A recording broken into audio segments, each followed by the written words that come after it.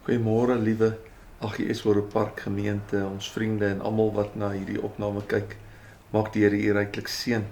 Nou gister vir u gesê dat die woord van God kan vir ons liggaamlike genesing bewerk. Ek het Psalm 107 aan die voorgehou. Psalm 107 vers 20 wat sê hy het sy woord uitgestuur dat hy hulle kon gesond maak en hulle uit hul kuile red.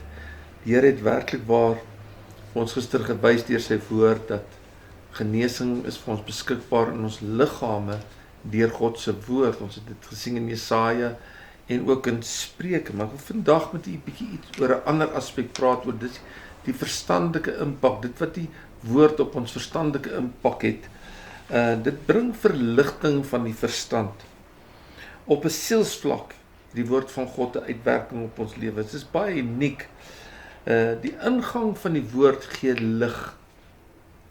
Psalm 119 vers 130 sê die volgende. 119:130 sê: die opening van u woorde gee lig. Dit maak die eenvoudiges verstandig. Geliefdes, in die dag wat ons in lewe, is daar geweldige klem wat gelê word op sekulêre onderwys. Dat mense moet leer, mense moet studeer, mense moet bekwaamhede bekom. En dit is belangrik. Ek wil niks van dit wegneem nie. Maar hierdie verligting wat die woord van God van ons gee, hierdie insig en begrip wat die woord van ons wat die woord van God ons gee, is totaal anderste as sekulêre onderwys, opvoeding.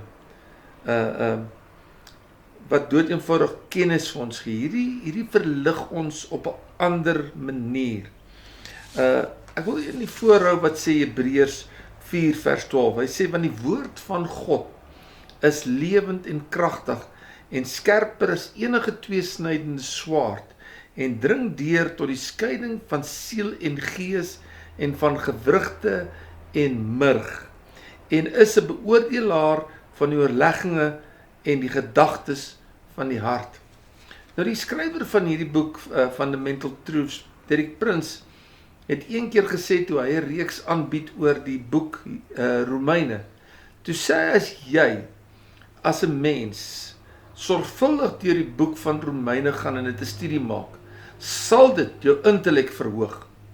Hy was oortuig daarvan dat die woord van God sal jou intellek verhoog. Is dan fenomenaal om te dink wat die woord van God alles kan doen. Daar is geen gebied in die menslike persoonlikheid wat die woord van God nie penetreer nie. Hoor jy wat ek vir u sê?